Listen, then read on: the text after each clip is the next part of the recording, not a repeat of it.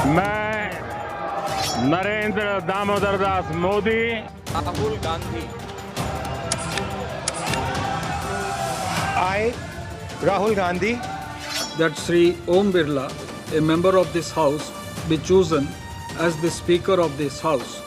Those in favor may say aye. Sri Om Birla is declared elected as the Speaker of this House. अपनी जान गंवाने वाले भारत के ऐसे कर्तव्यनिष्ठ और देश में प्रेम करने वाले नागरिकों की स्मृति में हम सब 2 मिनट का मौन रखते हैं। बैठिए, बैठिए। माननीय सदस्यगण, जब स्पीकर सीट से खड़ा हो जाता है तो मैं माननीय सदस्यों को अवगत कराना चाहता हूँ, वह बैठ जाया करें। ये मैं पहली बार कह रहा हूँ, मुझे 5 साल कहने का अवसर नहीं मिलना चाहिए।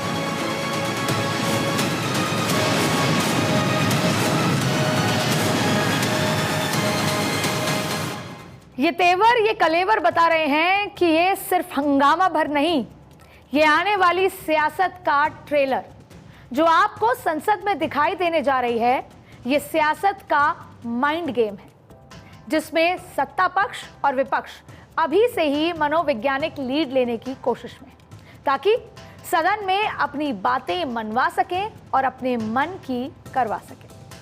वैसे भी सियासत संकेतों और बॉडी लैंग्वेज का कमाल का कॉम्बिनेशन है, और संसद की बात की जाए तो वहां ये सब एक साथ नजर आता है, और वो भी बड़े दिलचस्प अंदाज में। जैसे जैसे फ्लोर का मैथमेटिक्स बदलता है, वैसे वैसे नेताओं की बॉडी लैंग्वेज भी बदलती जाती है। और हवा की बात करें तो वहां की हवाएं बदली हैं तो हाव भाव भी बदले नजर आ रहे हैं। और ये हाव भाव, या यूं कहें कि बॉडी लैंग्वेज, सिर्फ स्क्रीन पर देखने सुनने भर की चीज नहीं है, इनसे देश की सियासत की दशा और दिशा भी तय हो सकती है। बाकी बीते कुछ दिनों से संसद में पक्ष विपक्ष के बीच जो चल रहा है वो ना सिर्फ दिलचस्प है बल्कि उसके गहरे सियासी संदेश भी है।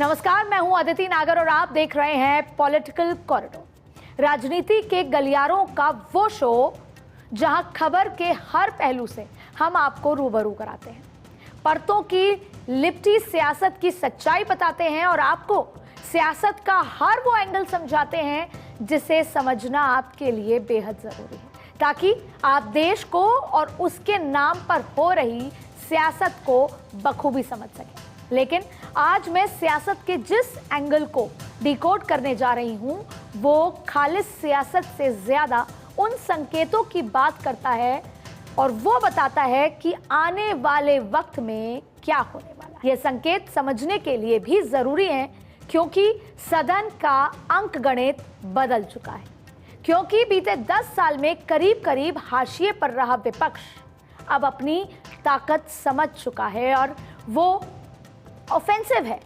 और मजे की बात यह है कि उसकी ये ताकत सरकार भी अच्छे से समझती है, फिर भी वो डिफेंसिव नहीं दिखना चाहती। इसकी पहली झलक आपको 26 जून को ही देखने को मिली होगी, जब स्पीकर का चुनाव हुआ।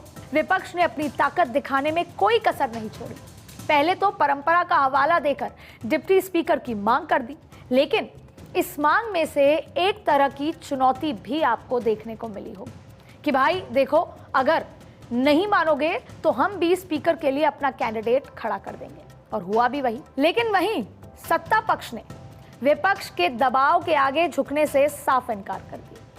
यह स्पष्ट मैसेज था कि नंबर हमारे साथ है और आप भी अभी विपक्ष में ही हैं।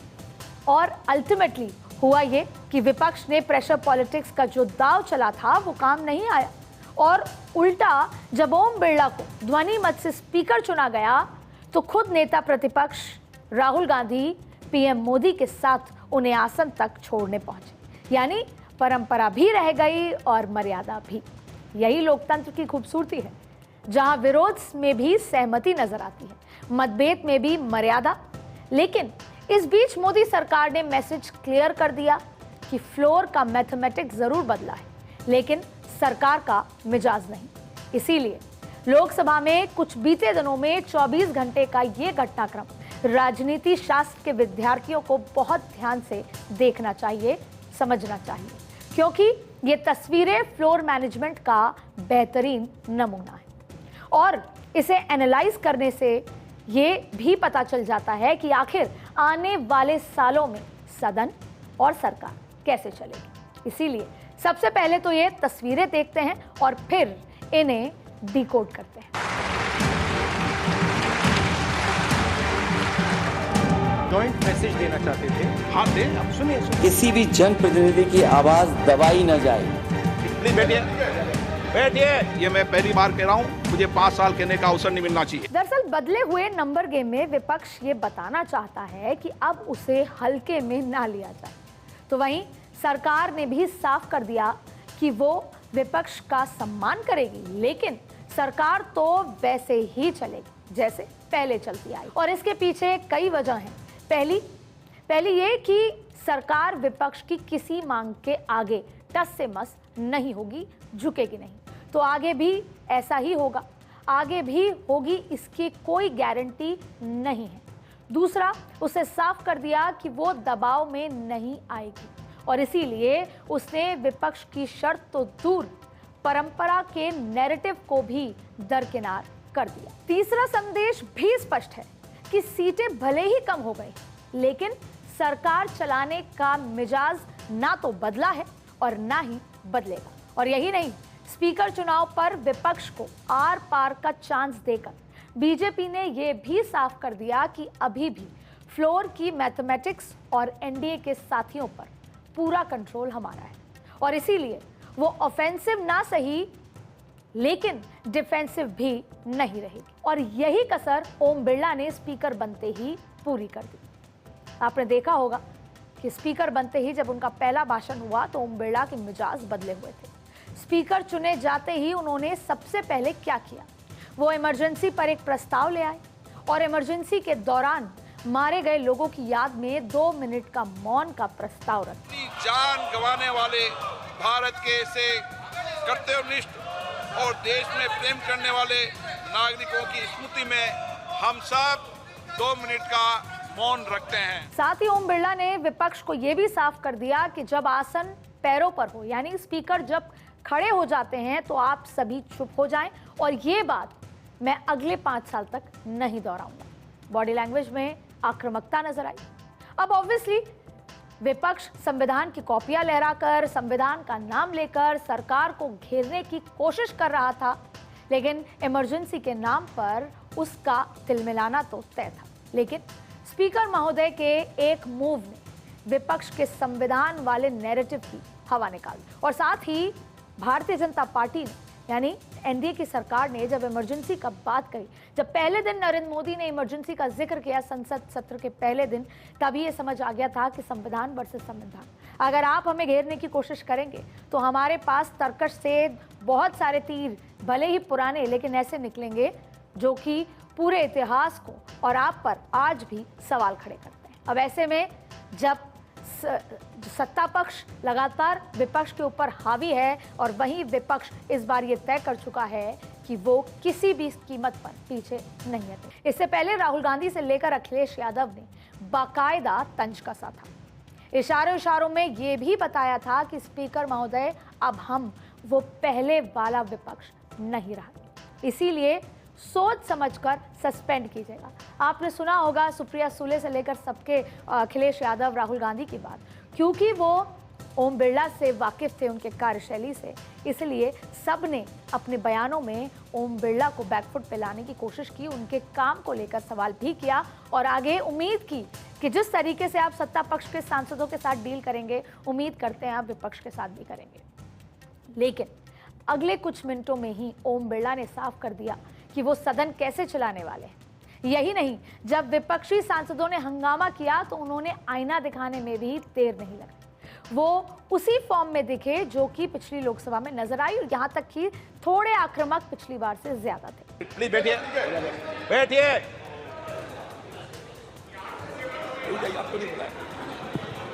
माननीय सदस्यगण, जब स्पीकर सीट से खड़ा हो जाता है तो मैं माननीय सदस्यों को अवगत कराना चाहता हूं, वह बैठ जाया करें।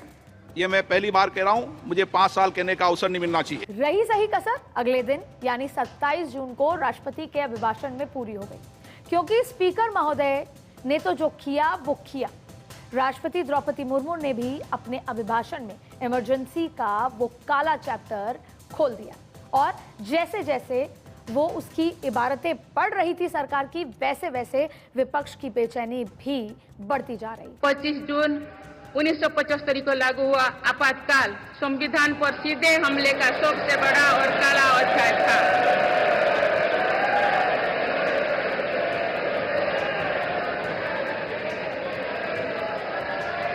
तो पूरे देश में हाहाकार मच गया था, लेकिन ऐसी असंवैधानिक ताकतों पर देश ने विजय प्राप्त करके दिखाया। यानी इन 2 दिनों में ही साफ हो गया कि प्रधानमंत्री नरेंद्र मोदी किस तरह सरकार चलाने वाले हैं और किस तरह सदन चलाने वाले, क्योंकि बीजेपी और प्रधानमंत्री मोदी के सामने सिर्फ मजबूत विपक्ष की ही चुनौती नहीं है, एनडीए को साधना भी कम बड़ी चुनौती नहीं है। और एक और बात आपने विजुअल्स में देखा होगा, अभी आप लगातार विजुअल्स देख रहे हैं, राहुल गांधी की बॉडी लैंग्वेज। जैसे ही वो एलओपी चुने जाते हैं, वो टी शर्ट और ट्राउजर छोड़कर अपने लिबास बदल लेते हैं। राहुल गांधी कुर्ते पजामे में आ जाते हैं और राहुल गांधी भी आक्रामक अंदाज में आते हैं। और राहुल गांधी के हर एक मूव पर चर्चा सदन के अंदर, सदन के बाहर, सोशल मीडिया पे होती है। तो राहुल गांधी का एलओपी बनकर हर एक मुद्दे पर आवाज उठाना भी सरकार के लिए साइकोलॉजिकल चुनौती बन गई है, क्योंकि लंबे समय से कांग्रेस यही कोशिश कर रही थी कि मोदी वर्सेस राहुल की ये पिक्चर लोग एक्सेप्ट करना शुरू करें।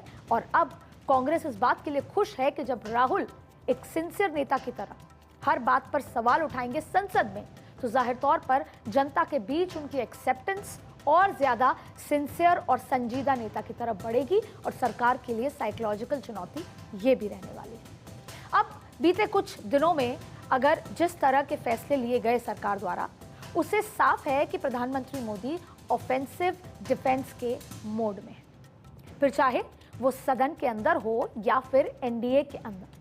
और इसीलिए कौन मंत्री बनेगा, सहयोगी क्या डिमांड करेंगे, पहले तो इस चैप्टर को स्मार्टली और कॉन्फिडेंटली क्लोज किया और फिर स्पीकर को लेकर भी मैसेज क्लियर कर दिया। मजे की बात यह है कि इस दौरान न विपक्ष की खास चली और ना ही एनडीए के दूसरे दलों की। और क्या साफ कर दिया, एक बार फिर आपको बताते हैं कि ये सब सरकार कर क्यों रही है। सरकार पहले तो ये बताना चाहती है कि नंबर कुछ भी हो, जो फैसले हमने पहले लिए, पहले की तरह लेते आए हैं, ठीक वैसे ही सरकार चल रही है। कंटिन्यूटी की सरकार है, कुछ नहीं बदला, चलेगी नरेंद्र मोदी की ही। संसद के अंदर, संसद के बाहर, पार्टी के अंदर, सरकार के अंदर, इसी कंटिन्यूटी का मैसेज यहां पर दिया जा रहा है। और आपको राष्ट्रपति के अभिभाषण में भी वो काफी कुछ झलक उनके ही जबानी नजर आई होगी, क्योंकि अटकलें ये भी थी कि इस बार बीजेपी के पास बहुमत नहीं है, तो हो सकता है कि स्पीकर की पोस्ट एनडीए के सहयोगियों के पास जाए, आपको ओम बिरला को एक्सेप्ट हो सकता है नहीं किया जाए, सहयोगी से पूछा जाएगा, विपक्ष आक्रामक होगा, मैथमेटिक्स बदल जाएगी, लेकिन ऐसा कुछ भी नहीं हुआ। बीजेपी ने ओम बिरला का नाम फाइनल कर दिया और अंत समय तक इसको एक बार फिर सरप्राइज ही रखा गया और उनके नाम पर एनडीए की भी मोहर लगी और सदन की भी मोहर लगी। तो ये हुए मोदी 3.0 के मैसेज की बात कि सरकार तो यूं ही चलेगी, ये मैसेज दे दिया। लेकिन सवाल ये है कि क्या वाकई सरकार यूं ही चलेगी या सिर्फ संकेतों की सियासत है।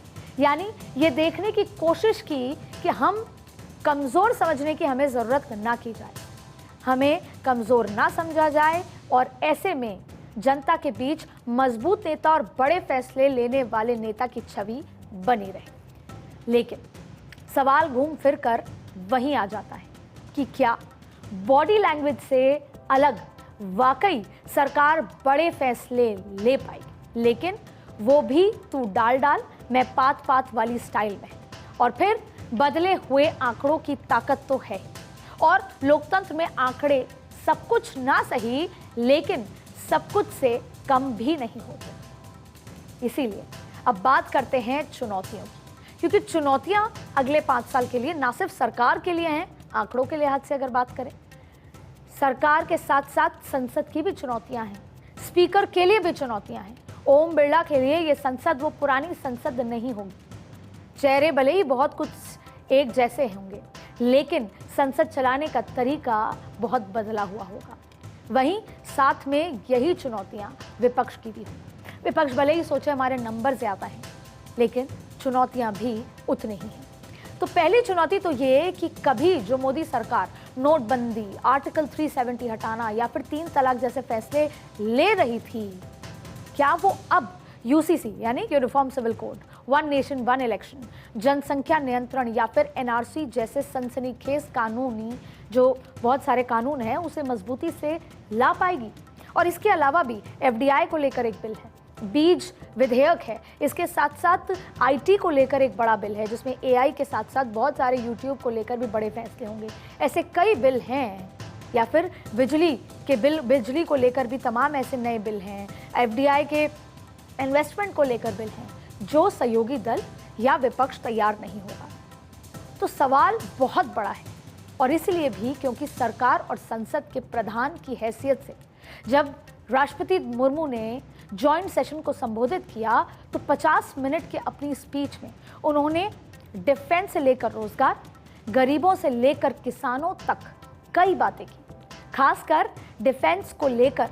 लेकिन इसकी उनकी जो स्पीच थी उसमें अग्निवीर योजना का नाम तक नहीं आया। और जब बात संकेतों की ही है तो ये इसलिए भी इम्पोर्टेंट है क्योंकि 2 साल पहले जब सरकार सेनाओं में भर्ती के लिए अग्निवीर योजना लाई थी तो इसका जमकर विरोध हुआ, लेकिन विरोध के बावजूद ये योजना जारी रही। हाँ, अंतर यह है कि तब सरकार के पास फुल मेजॉरिटी थी, मेजॉरिटी तो अब भी है एनडीए की, लेकिन अकेले दम पर नहीं, और इसीलिए ये योजना को लेकर नरमी बरतने के संकेत दिए जा रहे हैं। और क्यों? क्योंकि वो पूरा जो अग्निवीर को लेकर जो अफेक्टेड राजस्थान है, हरियाणा में सर चुनाव आने वाले हैं, ऐसे बहुत सारे इलाके हैं जो अग्निवीर को लेकर नाराजगी जता रहे हैं, जो वोटों में, वोटिंग के दौरान और नतीजों में नजर आया। अब जबकि विपक्ष, खासकर राहुल गांधी, इसी योजना को लेकर, इसे लेकर हमलावर हमेशा रहे हैं, और तो और ये विपक्ष के मैनिफेस्टो का भी हिस्सा रहा है। तो ऐसा भी नहीं कि नंबर गेम का बिल्कुल असर नहीं पड़ेगा। इसीलिए हम कह रहे हैं कि आने वाले समय की संसद बहुत अलग होने वाली है, लेकिन वो सामान्य कामों में नजर अभी तक नहीं आया है। उसका टेस्ट तब होगा जब सरकार यूसीसी, एनआरसी या फिर जनसंख्या नियंत्रण जैसे बिल, ये जो कंट्रोवर्शियल बिल हैं, कानून है, वो टेबल करेगी। तो सवाल ये है कि जो मोदी सरकार जिस तरीके से अभी आगे बढ़ रही है, स्पीकर चुनाव में झुकने को तैयार नहीं थी, ना कॉम्प्रोमाइज़ करने का मैसेज दिया उन्होंने, वो ऐसे बड़े फैसले और कानूनों को लेकर भी यही तेवर अपनाएगी जो अभी तक नरेंद्र मोदी को देखने में समझ आ रहा है, या फिर सिर्फ तेवर ही अपनाएगी और ऐसे क्रूशल फैसले या कानून पर साइड से निकल जाएगी? ये तो आने वाला वक्त ही बताएगा। लेकिन संसद के पहले हफ्ते में जो कुछ घटा उसमें विपक्ष, खासकर कांग्रेस के लिए भी एक बड़ा मैसेज है। आप चाहें तो इसे चेतावनी कह सकते हैं, और वो ये कि अगर उसे एनडीए की मोदी सरकार को संसद में साधना है, बार बार सवाल करने हैं, बैकफुट पे लाना है, तो उससे पहले उसे इंडिया गठबंधन के उन क्षेत्रीय दिग्गजों का भी पूरा ध्यान रखना होगा जिनकी वजह से ही विपक्ष 234 के डिफेंस नंबर तक पहुंच पाया है। और ऐसा मैं इसलिए कह रही हूं क्योंकि इन 4 से 5 दिनों में ही विपक्षी एकता में कई लूप होल नजर आए, हल्के फुल्के ही सही, लेकिन हैं। पहला लूप होल तब दिखाई दिया जब टीएमसी ने कांग्रेस के स्पीकर कैंडिडेट को लेकर सवाल खड़े कर दिए, और एक समय पर यह लगने लगा कि कहीं टीएमसी के सांसद एब्सटेन न कर जाएं, और एक तरफा कैंडिडेट घोषित करने पर उन्होंने आपत्ति जताई, नाराजगी जताई। अब दूसरा लूप होल देखा, इमरजेंसी के मुद्दे पर जाहिर तौर पर इमरजेंसी का जिक्र आया तो कांग्रेस अनकंफर्टेबल हुई, लेकिन सदन में इमरजेंसी के जिक्र पर जब कांग्रेसी डेलीगेशन स्पीकर से मिलने और विरोध दर्ज करने पहुंचा तो उसमें साथी दल नदारद थे। संविधान के मुद्दे पर राहुल गांधी के साथ खड़े अखिलेश यादव ने भी इमरजेंसी पर सरकार के प्रस्ताव की निंदा नहीं की। उल्टा उन्होंने तो ये कह दिया कि उनकी सरकार ने तो इमरजेंसी के पीड़ितों को पेंशन दी है। जाहिर है अखिलेश और तेजस्वी की पार्टियां इमरजेंसी और इमरजेंसी के वक्त पैदा हुए जेपी आंदोलन का ही उपज है। ऐसे में कांग्रेस का ये एक्सपेक्ट करना कि इमरजेंसी के विरोध में भी उनके साथी उनके साथ खड़े होंगे काफी हद तक गलत साबित हुआ। और आगे भी ऐसे कई मौके आएंगे जहां कांग्रेस को ये समझना पड़ेगा कि रीजनल पार्टी की अपनी सियासत है, अपने मुद्दे हैं और बड़ी पार्टी होने के नाते सबको साथ रखने की जिम्मेदारी भी उसी की है। हालांकि आगे क्या होता है ये तो वक्त के साथ ही पता चलेगा, लेकिन सवाल सिर्फ सरकार चलाना है या बड़े कानूनों तक का नहीं, सरकार की साख का भी है। क्यों? क्योंकि इसी साल के अंत में हरियाणा, महाराष्ट्र और झारखंड में चुनाव होने हैं और इसके अलावा अगले साल भी दिल्ली की बात कर लें, पश्चिम बंगाल में, बिहार जैसे बड़े राज्यों में विधानसभा के चुनाव होने हैं। और आपने देखा होगा कि उत्तर प्रदेश के अलावा बिहार, महाराष्ट्र, ये तमाम वो राज्य हैं जिनकी राजनीति सीधा दिल्ली को इम्पैक्ट करती है। और अगर सब कुछ ठीक रहा तो जम्मू कश्मीर में भी आर्टिकल 370 हटने के बाद पहली बार विधानसभा के चुनाव भी होंगे। अब ये चुनाव भले ही राज्यों के लिए हों, लेकिन ऐसा नहीं है कि इनका इम्पैक्ट संसद पर नहीं पड़ेगा, बिल्कुल पड़ेगा। और सबसे बड़ा इम्पैक्ट तो पड़ेगा प्रेसिडेंट के चुनाव पर। और भारतीय जनता पार्टी जो हमेशा दूर की कौड़ी समझती है, प्लानिंग करती है, रणनीति बनाती है, उसकी रणनीति अभी से तैयार है कि 2027 में होने वाले चुनाव की रणनीति क्या होगी, क्योंकि उससे पहले राज्यों के चुनाव जीतना बेहद ज़रूरी हो जाता है। 2027 में यानी 3 साल बाद राष्ट्रपति का चुनाव होगा और आप जानते ही हैं कि राष्ट्रपति के चुनाव में राज्यों के विधानमंडल भी वोटिंग करते हैं। यानी अगर विपक्ष इन राज्यों में भी बढ़िया करने में कामयाब रहता है तो फाइट क्लोज हो जाएगी और ऐसे में एनडीए के साथी दलों का जो रोल है वो और भी इम्पोर्टेंट हो जाएगा। तो सवाल ये है कि क्या तब भी मोदी सरकार ये तेवर और मजबूती बरकरार रख पाएगी या संतुलन साधने की कोशिश में सॉफ्ट होती नजर आएगी। फिलहाल 18वीं लोकसभा के पहले हफ्ते का जिस तो यही है कि विपक्ष चाहता है कि पहले जैसा समझने की गलती ना की जाए, तो वहीं सरकार का मैसेज भी क्लियर है कि मैथमेटिक्स भले ही बदला हो, मिजाज नहीं बदला। लेकिन मैसेज, मैथमेटिक्स, संकेत और सियासत के इस खेल में अभी भी बहुत कुछ होना बाकी है। कई सवाल भी बाकी हैं। फिर भी 18वीं लोकसभा के पहले सत्र के पहले हफ्ते में जो तस्वीरें दिखी हैं उनसे फ्यूचर की एक झलक तो नजर आती है। आज पॉलिटिकल कॉरिडोर में इतना ही। अगली बार मिलेंगे फिर किसी पॉलिटिकल मुद्दे को डिकोड करके।